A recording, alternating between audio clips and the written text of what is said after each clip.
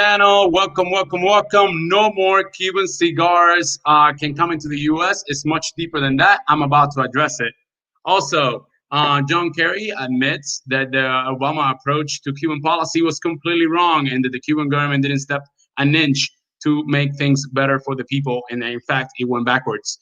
And then obviously, I have a bunch of other issues pertaining to today's times, like the Supreme Court nomination of Amy Coney Barrett and what's going on there, how that impacts us today, and much more like human rights violations against the Cuban people. Just give me 30 seconds and we start right away.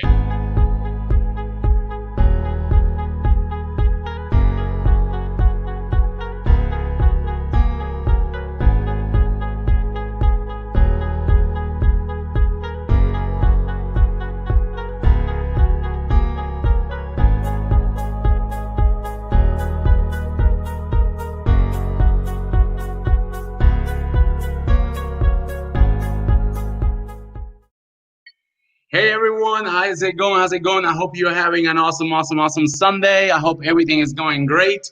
And thank you so much for sharing the time to be with us. So I told you, new U.S. regulations. This is news of the week. No more Cuban regulations according to tobacco. No more cigars. No rum. Plus also some restrictions on if any American does fly to the Cuba to not stay in one of the hotels. As you all know, everything is owned. 90% of anything in Cuba is owned by the government, especially hotels and the tourism industry. So what's up with this? This is a little show. This is the last box of cigars my family had from a trip way back that we had to Cuba. So I wanted to showcase it because it's probably the last one we're going to be able to bring in, hopefully until that dictatorship decides to leave and hopefully until things get better. So this Romeo and Juliet's are probably the last ones. They're not even good anymore. So unfortunately, we're not going to be able to try them. We just have them as relics.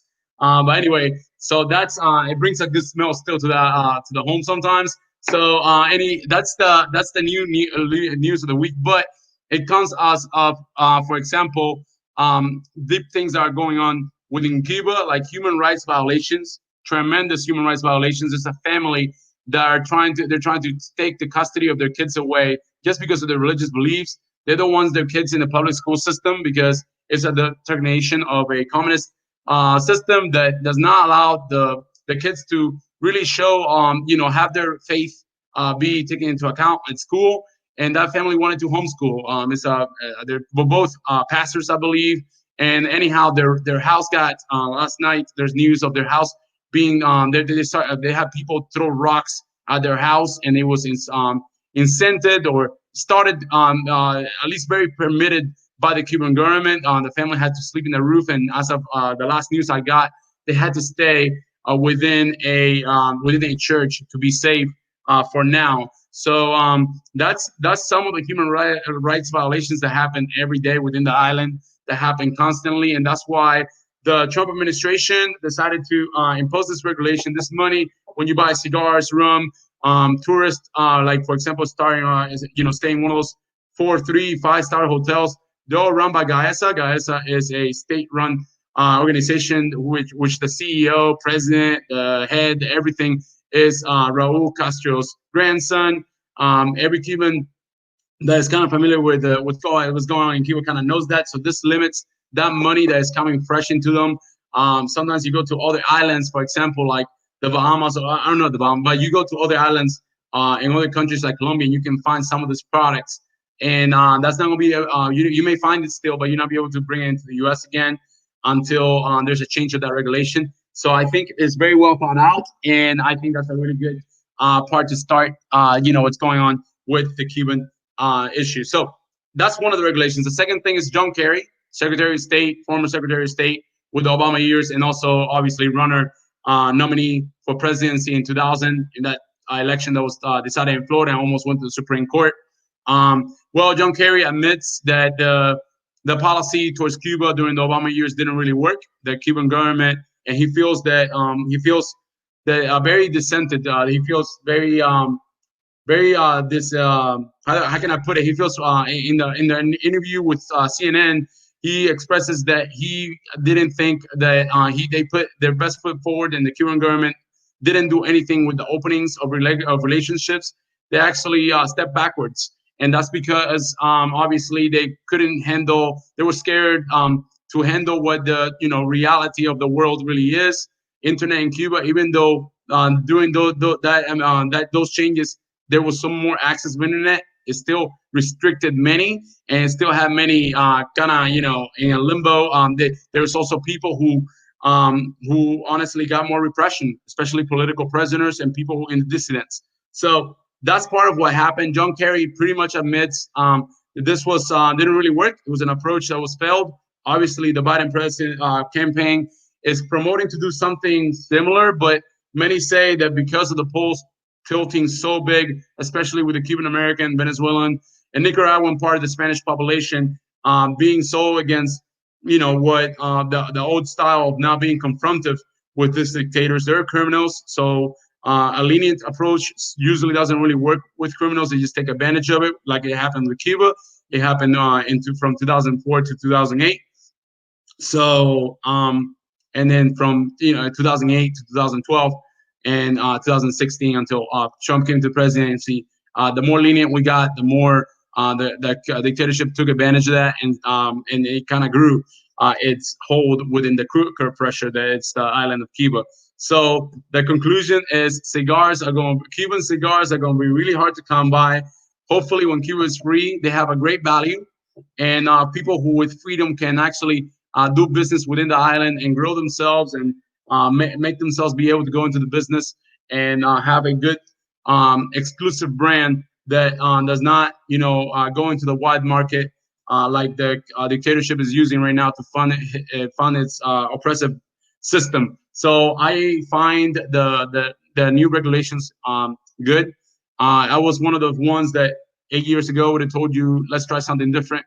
But John Kerry admits it. There's also some thoughts that John Kerry is also doing it to kind of help Biden now with the Cuban population vote, Cuban American vote, that especially in Florida. The timing of the decision for him to say that it didn't really work. That he feels that it didn't accomplish what it needed to accomplish, and he puts the blame on the Cuban government. But at the end, the point he's making is that it didn't work, and that we need to look at alternatives in how to deal with this criminal dictatorship. So Trump came to Jacksonville for a Florida visit, and in that visit, he pretty much backed up again that we want to make sure that the world knows that the suffering that's happening with the Cubans, the Venezuelans, and Nicaraguans doesn't happen with other countries around the world, especially in Latin America. It is spreading sometimes, but lately in the last 2 years, Bolivia has been able to gain its independence again of democracy, and there's some movements in Colombia. But we always kind of warn countries that the same thing that happened to Cuba could happen to anyone, and to please be careful of that. So that's what's happening with that. So with Cuban cigars, what else? That's the latest. So no more Cuban cigars in the U.S. According to the new regulations. Let me try to find the link here so I can post it. Let's see. Let me go over here to the challenge. Let's see. So I can post the link in case anybody wants to join. Let's see. Give me 1 second, y'all. So there's the chat. I see people in the chat. Sorry, I had the chat closed. Let me put the link up in case anybody wants to come and talk about the issues of the week. We were in the Cuban community, not committee. We're also talking about grants this week, because there's also a lot of grants that are given for freedom and for the freedom and liberty of Cuba. So we were talking about that.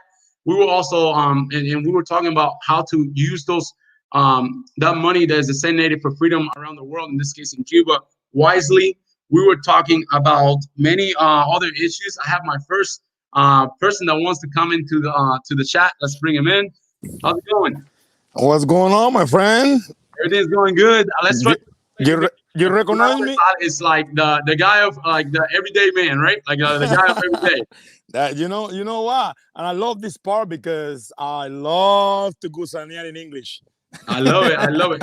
So the communists call those of us who left the islands gusanos, which is kind of like worms, Yeah, worms. Yeah. They call us like worms. So we call it. Well, we like to warm it up a little bit.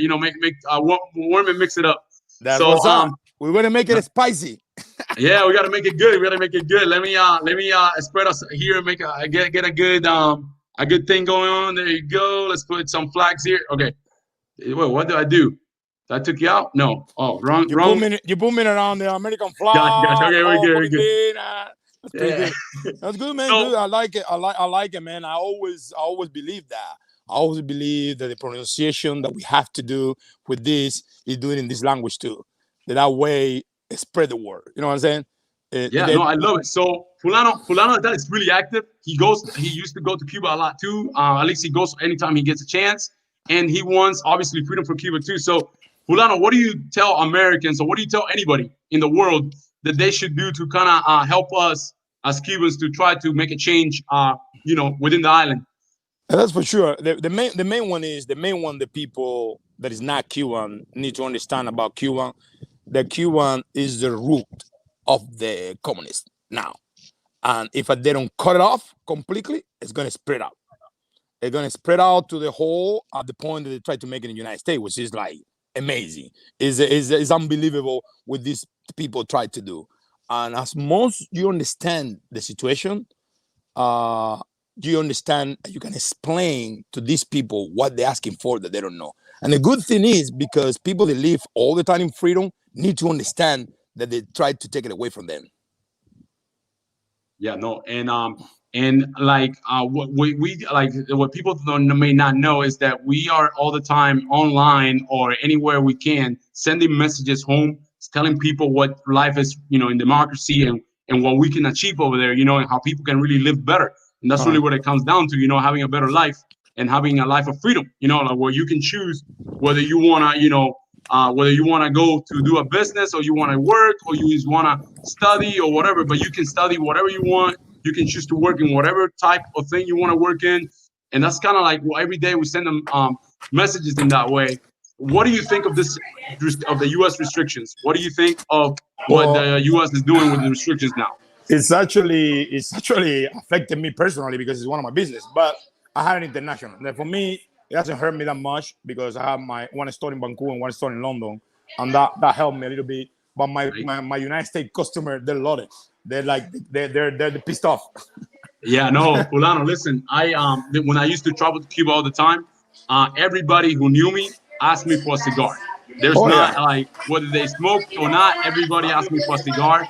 And one time we went on a trip with some friends, and when we came back, the only thing, the whole trip, everybody loved the trip, everything was amazing, but the one center thing was this little thing. This is my brother, man.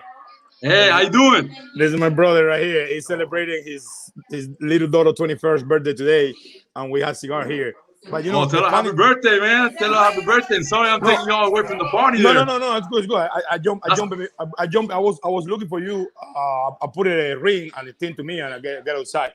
But the only important thing is, well, more happened to you too. Like we know when we open our mouth, especially me, they say you have an accent. Where you from? Are you from Cuba? Oh, you had a cigar? Run away. As a matter of fact, that's the way I started. My first customer was in 1999. It was my doctor. He said he was dying. I can't tell you so many history about what related with Cuban cigars and Cuban that is amazing. And that's what I don't know if you see me most of the time. I say, if somebody's proud to be Cuban, it's me, which is actually my signature because I use it. That's the reason I'm getting pissed off. Notice when they say that we're scared. We're not scared. We just anthropology damage. That's what it is. But reality, we're not scared as a Cuban. And if you use your faculty to be Cuban, I'm proud of it and live with it. You had a success. Our success, my brother, me, my people around me, is actually because I'm Cuban. Not necessarily because somebody said we can do this, we can do that. You just have to have the courage to do it. But a lot of people is afraid. One of them is the barrier of the language. You know what I'm saying? And you know that because you're bilingual too. This is a good opportunity for us. And that's what we try, at least that's what I tried to do with my friends. I tried to transmit them the opportunity that we had in America to integrate to America. And that way you don't have to forget. When you see me when I talk Spanish, I look like I left Cuba yesterday. I speak like straight Spanish, straight Cuban. But it doesn't mean that you cannot progress in United States and get your education and get your thing and be especially be free, brother. Be free. That's I told them every time. The freedom, the freedom, the freedom. You when you live in freedom, you're a different man. Absolutely. Absolutely. Let me get take a quick. Lena, thank you so much for joining by. Everybody in the chat, thank you all so much. You all are the reason why I do this in English. It's so that so everybody, like for example, whether it is Trump or Biden, I don't really care, but we want to make sure that they know that we're here, that we matter, and that we vote, and that we care about freedom, that we care what America's about, And which is a message of freedom in the world. This is the mother of my niece. Hey, how you doing? That's a Cuban guy tried to do this channel in English to American people understand the communism is not good. Yes. Okay, get it. Yeah. Yeah, I think people sometimes don't understand why we're so passionate about it and why we get so hip, on top of things with it. It's because it really matters to us. This is my smart nephew. Hey, how you doing? He's 100% American. He born in America. He's the first Candelario in the United States, right here. That's awesome, brother. We need to start a Cuban American club or something. Exactly. You have to. We have to start to get the injection. That way, also our Cuban people, when it comes to United States, understand why you have to live in United States as an American. You don't have to forget that you're Cuban. But you choose to live in this land, you have to behave. You have to incorporate yourself, incorporate your culture, and transmit it. That way people can understand why is the reason that we choose this land to live. No, that's exactly right. And today the topics I put was John Kerry. So John Kerry came on and said that they were wrong. They tried the approach they took with Obama was wrong. That it didn't really the Cuban government took 2 steps back instead of taking a step forward, and that he feels disillusioned. That's the word he used, disillusioned by it. What do you think of that? What do you think of John Kerry coming out, I think 2 days ago, and saying that? You know how hard the American politicians are. This is what I also try to explain to a few Cubans too. The American politicians, first of all, they've been doing it for a long time. They appreciate the value of the democracy. They appreciate the value they pronounce. But at the end, most of those politicians, they pronounce themselves, especially in this last moment, to try to get the voters. And that's what I try to explain people to understand. Guys, don't change your position, don't change the condition, and don't change your attitude to what you really believe because somebody tried to give you a last-minute benefit. All those in their political conversations, they are like, okay, let me throw this information to see if I can get the Cuban voters go to my side. That's in the political part. But in my personal opinion, it doesn't change that much. It's something that we all know. You know what I'm saying? We all know what the Obama fuck out was. Everybody know that, especially for us. You know what I'm saying? You agree? Yeah. So let me ask you this: do you because when I go to Cuba, I left when I was a kid. I left when I was 10, and then when I go to Cuba, one of the big things is that we're all the same. We're all equal. There's equity. With there's no racial problems or anything like that. But when I go and look at the Cuban government, there's you see the color of the skins there, and there's more like 1 or 2 only colored black more colored black people. So what do you think of that? Do you think it's more racial here than in in Cuba, or do you think it's the other way around? I think it's the same. The difference is split it the different way. The explanation is in Cuba is not institutional like I know here too, but it's very how do you call? I forgot this word. I think it's the same. The thing is the thing here. Remember, over there you don't live in a freedom. It's easy for them to control and hide it. Here, because people have the freedom, if people pronounce themselves, you can see it more.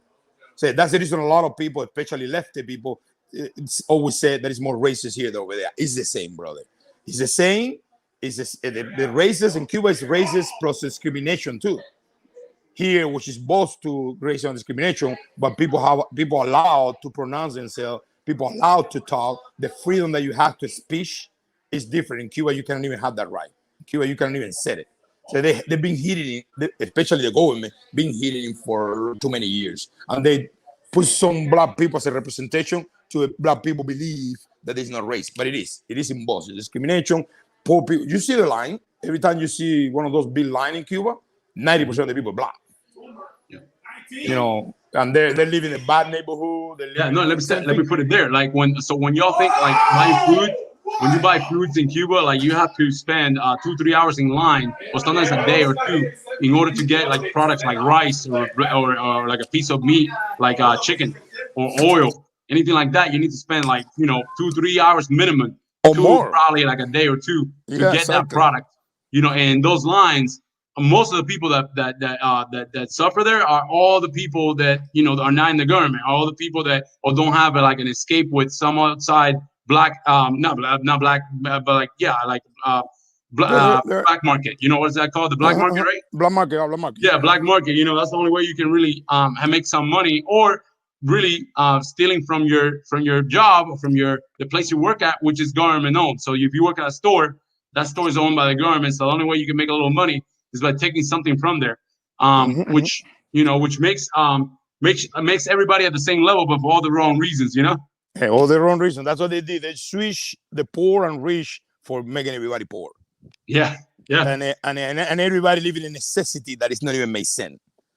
That's what I tell people. When you're facing an explanation to the people that live right now in Cuba, defend it or not the government, doesn't matter. It's a regular explanation, regular conversation with anyone that you know, relative, friends, somebody that you have to dealing with a process of things that you actually need any special understanding. And that's what I always telling people, say you have to be Cuban to understand Cuba. You cannot literally, it's like me, I had a lot of American friends or people, because I actually live in Texas, and it take me 3 or 4 hours to explain then what does it mean, for example, the regulation. The people have to go and get half a chicken. What? They say, what? One bread. What? You have to remember, here people don't even have it. Like even my kid, for example, they don't know what is that you go to a freeze and it's no water, or it's no butter, or it's no butter. It's no butter. What the fuck? You know what I'm saying? They cannot process that. Let me tell you a funny story. I went to Cuba with Americans, right? With 2 American friends of mine, and they were like talking, hey, we were like in some nice part of my town because I took them to see different parts, right? The good, the bad, and the ugly. And they were in my town, it's more, I'm a little more poor area and that kind of things. And they were like, I want to have a horse carriage ride or whatever. And I was like, no problem, that's gonna be easy. Don't worry. And they were so excited. And then at the street, I just got them one, and we got in the horse, with the carriage, and the buggy, and we got on. And as soon as we got in the street, they started seeing, carriages with horses back and forth. And I'm like, yeah, that's the only way to transport yourself here. This is the only way of transportation. So they were like saying, I faked them out. They were surprised by that, but it's the truth. Anything in Cuba is done different. If you go to the hospital, you got to take a bucket, a mop, a blanket, a pillow. If you go to transportation, you're moving in a truck that is supposed to transport beans and stuff like that. If you go to anything.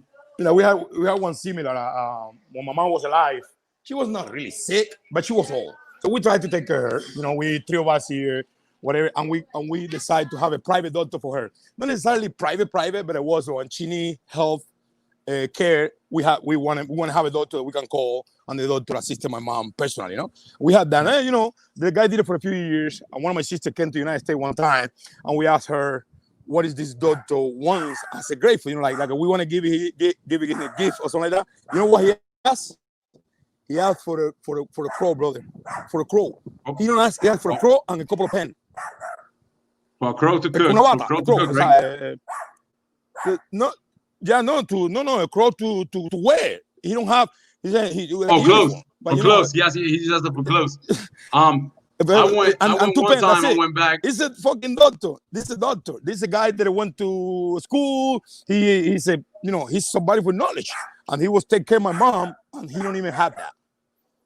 I went to one time with a family member, and the only thing he asked for was like for deodorant, shampoo, soap. Imagine a doctor, everybody. Imagine you go to the hospital here. For all those that tell me, the health system is in Cuba, though, it's a great thing because it's free and you always get medicine and this and that. Imagine I went to a doctor to take a family member where I was just accompanying, And what I bought to take the doctor to thank them or something because they don't get enough pay. They only get like $30 a month. Was soap, shampoo, and deodorant. That's what the Exactly. doctor got. It doesn't make sense when we know that you actually became a doctor in this country. You and your family be taken care. Just your salary. If you're an entrepreneur, you're smart, you made some move, you became rich. We all know that. It's a very good profession in this country. You got a very compensated money-wise, and the only thing you have to do is behave, be conducted, and be smart. And you do what that. do you tell like before you leave? Because I know you got a party. What No, would you say? Okay, good. What do you think about the Americans like this? There's a actor right now who is supporting I think his name is Denise Roberts or something like that. I gotta look at the name of the doctor. You're talking about an actor? Yeah, an actor, Yeah, somebody in movies. His name is he's the guy that do the lethal weapon. His name is yeah, he's a black actor. Or that his name is Dennis. I know what you're talking about. I'm gonna look him up. But the point is, no, he did the lethal weapon with Mel Gibson. Got it. So the point is that the dictatorship is I guess they got his number. I don't know. I guess he voluntarily is supporting the medical. Danny Glover. That's the name. Danny Glover. So I'm gonna make a live about him because Danny Glover is supporting for example the Cuban medical system to win a Nobel Peace Prize. Yeah, I know. He don't know. And that's the thing. Like, that's why I think this is important so people know. So Cuba sells their doctors, for example, to Brazil. Brazil pays them $4,000 something to have Cuban doctors in the more rare areas. The more the hard areas to get in Brazil. And they get paid, $4,000, and they only give the doctor, 10 to 15% of that. Yeah. So and that's with it, and same thing in throughout the world. They have all these big contracts, and they kind of, they're kind of it's like modern day slavery. You go work, you get 10% of your pay, and you're providing a professional thing, and we're getting paid millions of dollars. But how can we I don't know, I think that's crazy that an American doctor doesn't. Only gets the side that the regime, the system is telling them. No, the worst part of those, man, Jose, I'll tell you that the worst part of those is because forget about United States, forget about Cuba. It's doctors, for example, in Hungary, Poland, Romania, and all the doctors that they're actually voluntary to work in those, for example, African countries or South American countries, but they don't have the chance to those contracts. And that's what is damaged and it's bad because it's Cuban using it from the government part to infuse the communists in those countries too. It's not only those doctors don't go over there only to do a medical mission. They also go to do an ideology mission. That's the worst part.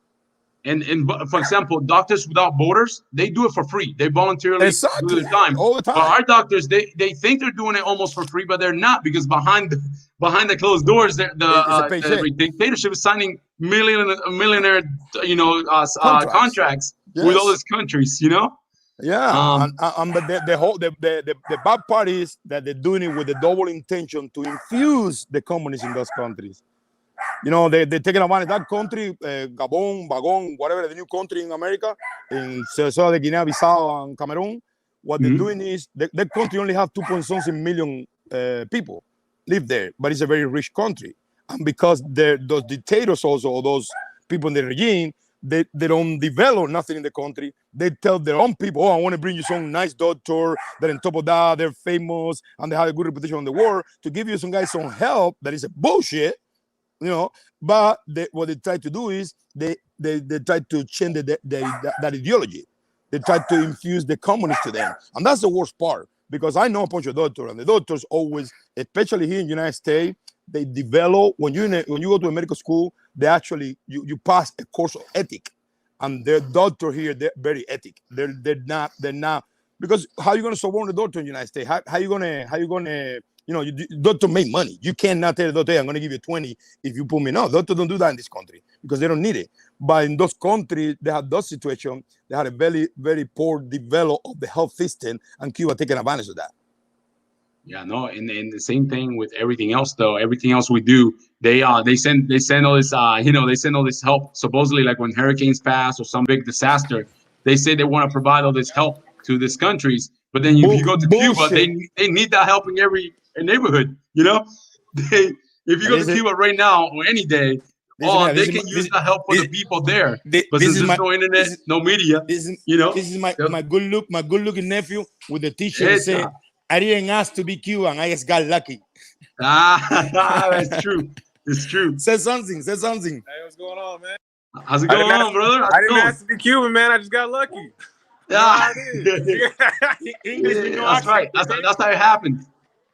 It's all luck, man.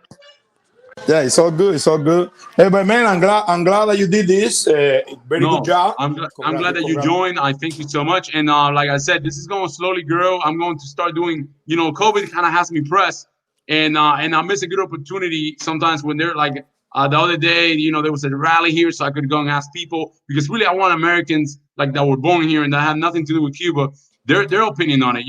Because when you or me or anybody who's Cuban American does something, we need the support or we need them to know and to be aware of what we're doing, Yeah, that's pretty good job. You get there.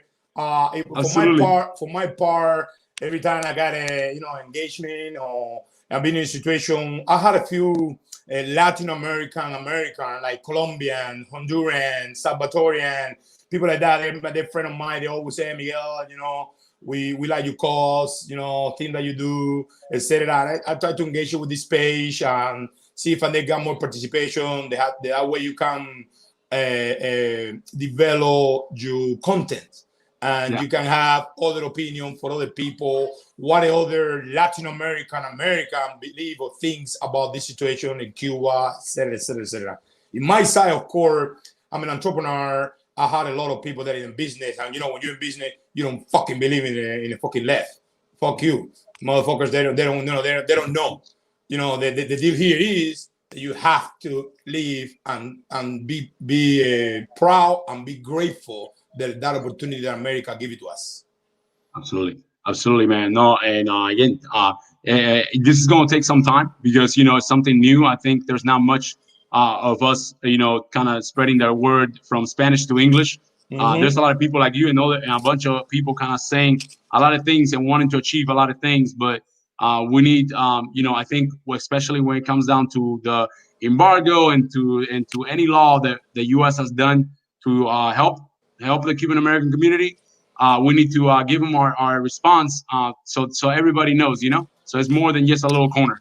Yeah, what I tell every Cuban that might be afraid to jump in your channel, jumping in your journey, is use it. Even if you use it for learning the language or to practice the language, do it.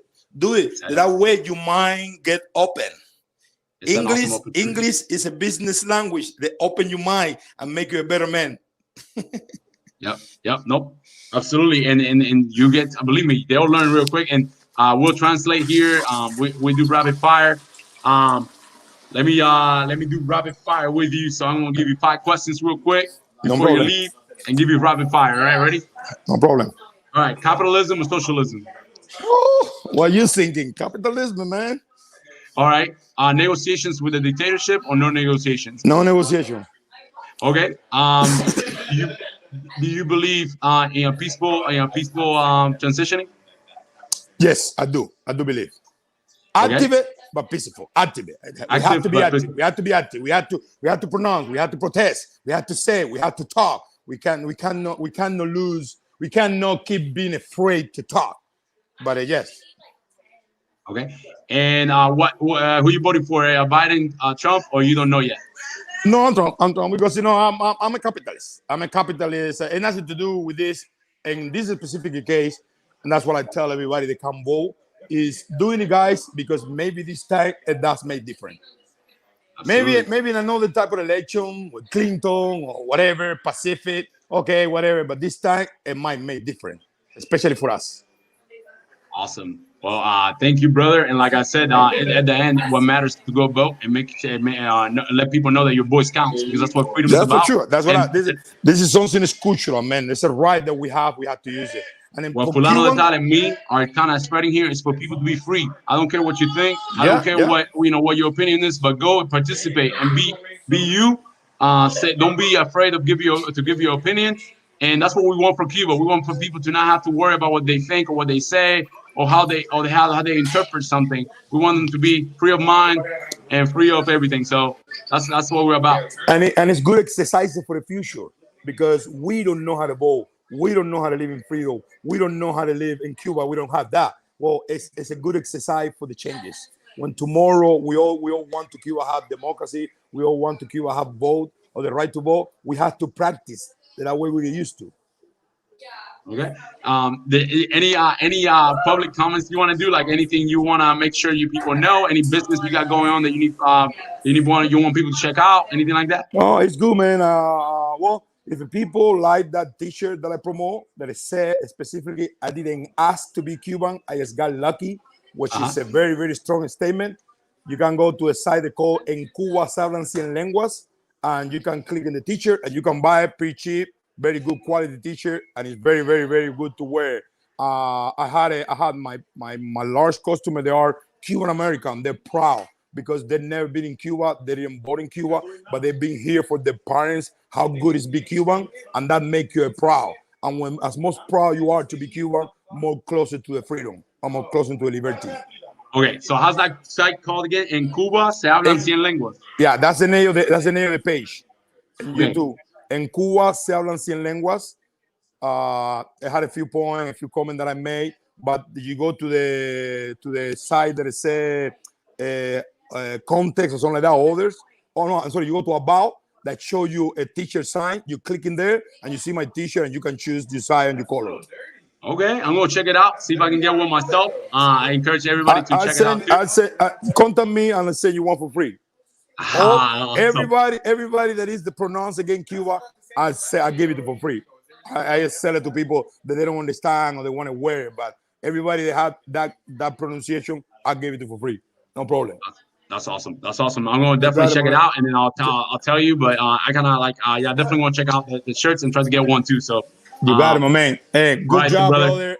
Thank you, brother. You're one of the good Cubans. Thank you for your job. Nah, you're a good Cuban, brother. Thank you for coming. You got it. Alrighty. So that's Fulano the Top for y'all, you guys. I'm so glad that he came in and shared his story. That's my job. Like that's part of the well, like I said, this channel is gonna have many purposes. I started with this niche because obviously it's very, very close to me. I really want other people who don't really know much about Cuban Americans, or at least about recent Cuban Americans. So we know about the old, the people already established and fought their way with their nails and teeth to get to where they are now. But there's a lot of new Cubans, in the last, 15, 20 years that also want to make an impact in this community, make it better, and want to join and be part of it. And my job is also I wanted to showcase them. I want to showcase what's going on. Cuba is only like 2.5 hours from South Florida on a boat ride. Okay, we're not talking about like a distant country somewhere.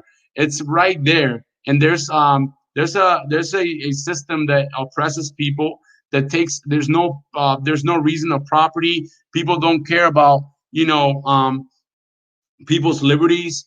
It's a very doctrine little island that it's hard to even when you're neutral and you give them like an open perspective of what goes on in the rest of the world, not just the U.S. When you talk about Europe or even Asia, when you talk to them about Japan, South Korea, all that kind of stuff, they don't really comprehend it. They still see a lot of people still see it through a lens of what they've been told. Imagine your teachers, sometimes even your faith leaders, your parents, your whole structure is telling you to think alike and that it's bad to have entrepreneurship, and it's bad to uplift yourself and be and own stuff. That has a anthropological effect, and that's what's going on in Cuba, where there is the religious family I talked to you at the beginning that is getting bombarded just because of their faith, just because their family the family wants to do homeschool, because in the school they do not let the kids carry on with their freedom of religion, and now they're like being not hiding, but they're within the church trying to be safe. Their house got stoned, and the government didn't do anything about it. They actually encouraged it.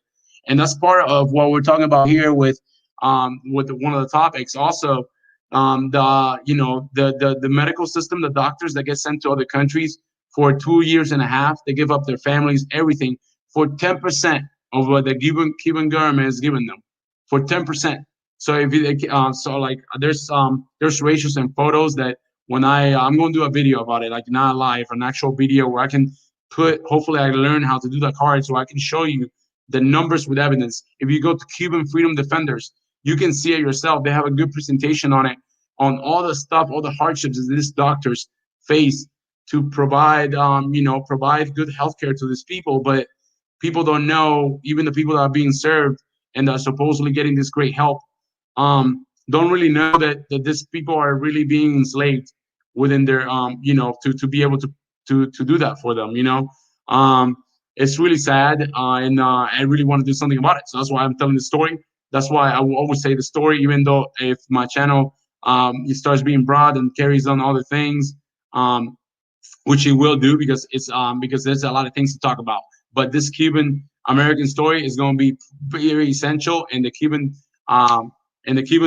politics, Cuban American politics is going to be big. It's going to be probably 50% of my channel. So because it's all correlated to politics, it's all correlated to what's going on over there, and it's something that I'm really passionate about and something I really want to help in any way I can.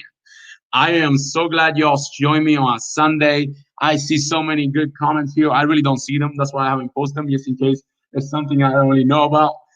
The link has been there posted a couple times in case any of the other friends want to join and say something. Sometimes people are a little scared by the language barrier or by their accent. Believe me, this is a free area of language. We're here to comprehend each other and to make our voices heard. And to Americans, if you have any thoughts, any questions, anything you don't know about Cuba, you wanted to learn, tell me. If you want to learn about cigars, I can tell you a lot about cigars. I never made a cigar. I don't even know people who make cigars, but I do know people that know people who make cigars and who sell cigars. So I can tell you about that. If you want to know more about things that maybe I don't know much about, I could get you connected to that. So the idea is that you can kind of understand where we're coming from when you hear that, sometimes we seem a little radical in our beliefs that we don't want to deal with anything with socialism. And the reason because of that is because we have had very bad experiences with socialism. The communist dictatorship blankets itself throughout the world as being a socialist country. Whether it's true or not, that's for much debate. But what's true is that that's what they use in order for the UN and for many other international entities to keep that fraud that they have through the world. And that's what we're here to mask and to show you every Sunday. And if I change it to another day, we'll change it to another day. But that's the object of this little section of Cuban politics, Cuban American politics, is exactly that. I hope that you also can reach out to other channels. I'm going to try to bring you what other channels are doing that are dealing with this subject, and some of the pictures, because pictures, I'm not really big into pictures, obviously, but pictures I know describe 1,000 words. And I think I can talk to you for 3 hours, but I think if you see a picture of that family, I need to start doing share screen so I can show you. That family looks like any other family, and they're being discriminated just on religion, just because they're living in this country that does not believe in freedom of religion. So, or I can show you pictures of people who are being beat up just because they're protesting something, or people who are in prison, like Silverio, and has lost an eye in prison and now just got sentenced for another 4 years just because he thinks differently and he wears a flag around Havana.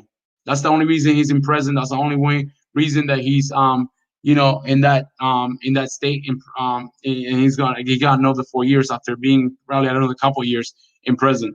So this stuff is going on right off our shores. I think it matters because it can spread. It's like a virus. It's already spread to Venezuela and Nicaragua.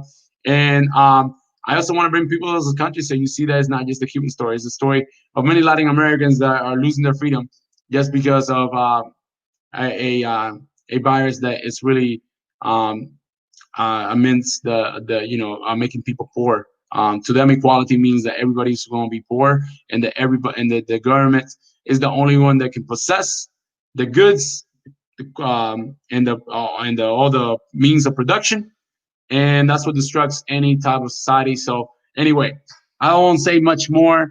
I thank you all so much for a great Sunday. Enjoy your night. Enjoy your week. I'll be posting probably a video throughout the week. I've been bad on that because I'm trying to work a little better to make my videos a little better, to be honest with you. So that will happen surely. Be well. I thank you so much. Ciao. Ciao.